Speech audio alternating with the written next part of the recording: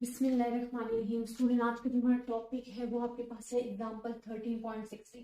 अच्छा स्टूडेंट, हमने population proportion about mean पढ़ा था, बट अब जो हम एग्जांपल्स कर रहे हैं जो कि 13.15 भी आपको करवा चुकी हूँ, 13.16 हम कर रहे हैं और वो है पॉपुलेशन प्रोपोर्शन की एग्जांपल।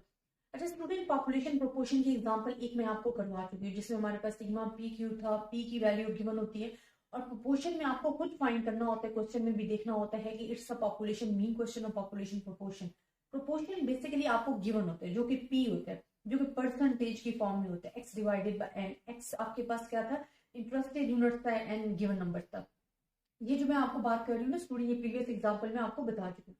अब उसी से रिलेटेड एक और एग्जाम्पल करवाऊंगी और हमेशा याद रखेंगे जब पॉपुलेशन प्रोपोर्शन का वर्ड आता है तो we can use the G distribution, not T. हमारे पास जी ही डिस्ट्रीब्यूशन ही यूज होती है, बट इसमें एक और चीज यूज होती है जो आपके पास होता है कॉन्टिन्यूटी करेक्शन।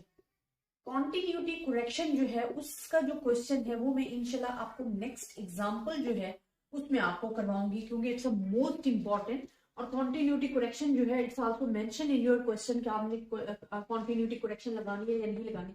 तो in proportion what is the continuity correction, आपके पास क्या होती है, how we can solve it. तो ये तमाम चीजें जो है इंशाल्लाह अपने नेक्स्ट जो टॉपिक होगा उसमें डिस्कस करेंगे।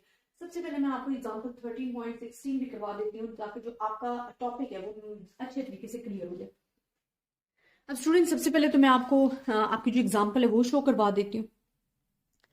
स्टूडेंट, आप अपनी बुक में एग्जांपल देखें, पंजाब यूनिवर्सिटी की बुक है कि it is known that approximately 10% smokers prefer cigarette brand after promotion campaign in a given sales region. A sample of 200 cigarette smokers were interviewed to determine the effectiveness of the campaign. The results of survey showed that the 26 people expressed a preference brand. Do these data present a sufficient evidence to indicate an increase in acceptance of brand as A in a region use alpha this one?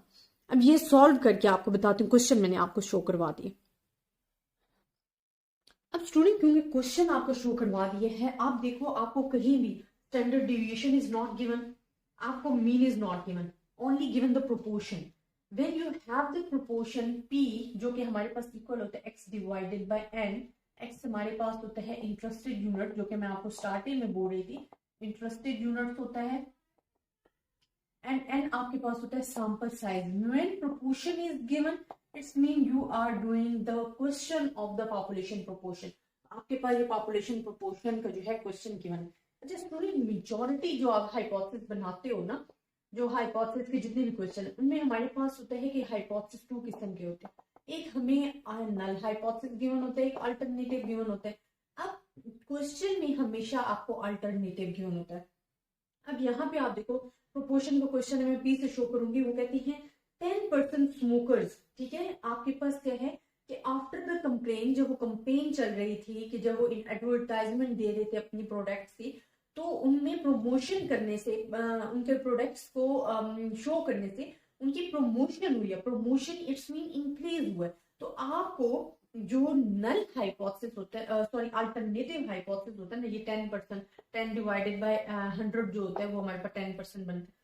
अब ये जो आपको given है ना alternative, ये question में given है because they are saying the promotion, word use करें प्रमोशन का, तो वो इंक्रीज हो रहा है ना, एडवर्टाइजमेंट कर रही है तो वो इंक्रीज होगी, प्रोडक्ट ज्यादा सेल होगी।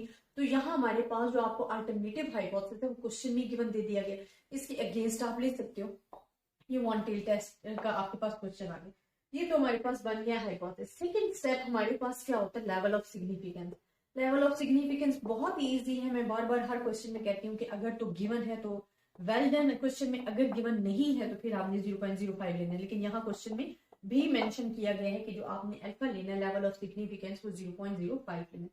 थर्ड हमारे पास होता है टेस्ट स्टैटिस्टिक, और टेस्ट स्टैटिस्टिक किस लिहाज से इंपॉर्टेंट है, बिकॉज फार्मूला चेक होता है, क्योंकि आपने आगे कैलकुलेशन करनी है, उसी फार्मूले की बेस पे सारा क्वेश्चन का आंसर देना है। If you are doing the wrong step तो इट्स मीन कि टोटल क्वेश्चन इज रॉन्ग। ठीक है, तो इट्स वेरी इंपॉर्टेंट। और प्रमोशनल प्रोपोर्शन का जब भी आप करोगे ना क्वेश्चन, उसमें हमेशा जी डिस्ट्रीब्यूशन ही यूज होती है, और वो हमारे पास क्या होती है कि मैं आपको लिखकर बता देती हूँ, इसका फार्मूला मैं आपको लिखकर बता के दे रही हूँ, P minus P not, P not Q not, बल्कि पी एन क्यू इसे लिखें, एन डिवाइडेड बाय एन।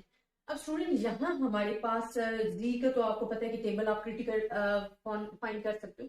सबसे पहले मैं आपको बता देती हूँ कैलकुलेशन। अब each and everything is given in the question calculation. अब देखो प्रोपोर्शन आपको क्या गिवन है।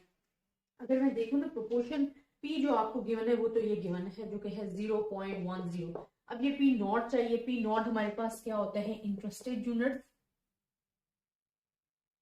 x divided by n। अब इंटरेस्टेड यूनिट्स को क्वेश्चन में क्योंकि मैंने आपको ऑलरेडी शो करवाया कहते हैं 200 सैंपल सिगरेट स्मोकर्स थे इम्प्रेस होकर एडवर्टाइजमेंट करने से जो कंपेन उन्होंने चलाई थी 26% जो है वो एक्सप्रेस हुए और उन्होंने प्रेफर किया दिस ब्रांड ए को। तो हमारे पास 26 मोर जो स्मोकर्स हैं वो ऐड हुए इम्प्रेस करने से आफ्टर डूइंग दिस एडवर्टाइजमेंट। तो ये हमारे पास पी नॉट हो गया। जब आप इसे सॉल्व करोगे तो we have the answer is 0.13। N आपको गिवन है n is equals to 200 because total smokers 200 is given in the question. अब ईच एंड एवरीथिंग आपको अवेलेबल है और यू ओनली पुट इट। क्यों आपको पता है कि हमारे पास क्या होता है 1 माइनस पी। पी आपको गिवन है तो 1 माइनस पी जब आपको गिवन है तो आप इजीली फाइंड कर लोगे। तो ये हमारे पास क्या आ जाएगा, ये मैं आपको यहाँ लिख देती हूँ 1 माइनस 0.10 पी हमारे पास ये गिवन है ना, तो आपके पास आ जाएगा 0.90 आ जाएगा। अब स्टूडेंट आपने सिर्फ और सिर्फ कैलकुलेशन अपने फार्मूलाज में पुट करनी है। यहाँ मैं लिख रही हूँ 0.13 minus 0.10 1 minus 0.10 and divided by 200। जब आप इसे सॉल्व करोगे तो you have the answer in this one। Last steps is the most important. पहले जो क्रिटिकल रीजन आपने क्रिटिकल रीजन क्या आपकी टेबल वैल्यू और जी टेबल को देखने का जो मेथड है वो इंपॉर्टेंट पेपर वाली जो प्ले लिस्ट है वहां पे आपको गिवन है। जब आप देखोगे तो आपकी जो वैल्यू आएगी ना वो आपके पास आएगी जी टेबल पे 1.645 आएगी ये जी टेबल में जब आप देखोगे। और टेबल देखने का जो मेथड है वो ऑलरेडी मैंने आपको करवाया। वो 6 स्टेप आपके पास होता है कंक्लूजन के। आपने जितने भी कैलकुलेशन किए हैं ना क्रिटिकल रीजन देखे तो आपने कंक्लूड क्या किया। देखिए स्टूडेंट हम जी डिस्ट्रीब्यूशन करेंगे तो G distribution relates to normal distribution आ जाती है। अब यहाँ पे आपने देखना है कि आपके पास क्या वैल्यू है। जो हमने टेबल वैल्यू फाइंड किया ना वो हमारे पास है जी 1414 है। ठीक, अब वो आपके पास क्या कह रहे हैं कि हमारे पास जो वैल्यू आई है टेबल वैल्यू सॉरी जो टेबल वैल्यू है यहाँ पे टेबल वैल्यू लिखनी। टेबल वैल्यू आपके पास क्या आई है 1.645 ये आपके पास टेबल वैल्यू सॉरी मैंने ये लिख दी थी। अब आप देखो ये जो वैल्यू है यहाँ हमारे पास क्या है ये रिजेक्शन रीजन है। ठीक है, और ये तमाम जो हमारे पास एक्सेप्टेंस रीजन है आपने पढ़ा हुआ है। मैंने आपको क्रिटिकल रीजन फाइंड करने के लिए भी अलग वीडियो बना के दी है जो कि इंपॉर्टेंट पेपर वाली प्ले लिस्ट में गिवन है। टेबल देखने का मेथड भी और क्रिटिकल रीजन का भी। स्टूडेंट आप देखें ये वैल्यू जहां पे कैलकुलेट की हुई वैल्यू जो है जहां पे लाई करेगी क्या वो एक्सेप्टेंस रीजन में फॉल करेगी या रिजेक्शन में। आपने उसी बेस पे जो अपना फैसला देना है। आप देखिए आपने क्या ये जब आपने लिया तो ये हमारे पास यहाँ भी लाई करेगी 414 क्योंकि इसे जो है छोटी वैल्यू है। तो हम कहेंगे कि जो वैल्यू है value falls in acceptance region value falls in acceptance region तो we accept H0 and reject H1 and it's your decision after doing all the calculation। तो आई होप स्टूडेंट आपको इस क्वेश्चन की समझ आई होगी। लेकिन अगर आपको फिर भी किसी किस्म की प्रॉब्लम है आप मुझसे डिस्कस कर सकते हो। इंशाल्लाह नेक्स्ट क्वेश्चन आपके लिए मोस्ट इंपॉर्टेंट है बिकॉज पेपर में भी बहुत ज्यादा आ रहा होता है और स्टूडेंट्स को इस क्वेश्चन में कंफ्यूजन भी बहुत ज्यादा होती है जिसमें हमें ये कह दिया जाता है कि जी आपने कॉन्टिन्यूटी करेक्शन जो है वो यूज करनी है। तो स्टूडेंट मेरा नेक्स्ट लेक्चर्स लाजमी देखिएगा वो बहुत इंपॉर्टेंट है आपके पेपर के लिहाज से भी। आई होप आपको इस क्वेश्चन की समझ आई होगी। लेकिन अगर आपको फिर भी किसी किस्म की भी कंफ्यूजन है तो स्टूडेंट आप मुझसे डिस्कस कर सकते हैं। ज्यादा से ज्यादा स्टूडेंट्स के साथ शेयर कीजिएगा। अल्लाह हाफिज, दुआ में याद रखिएगा।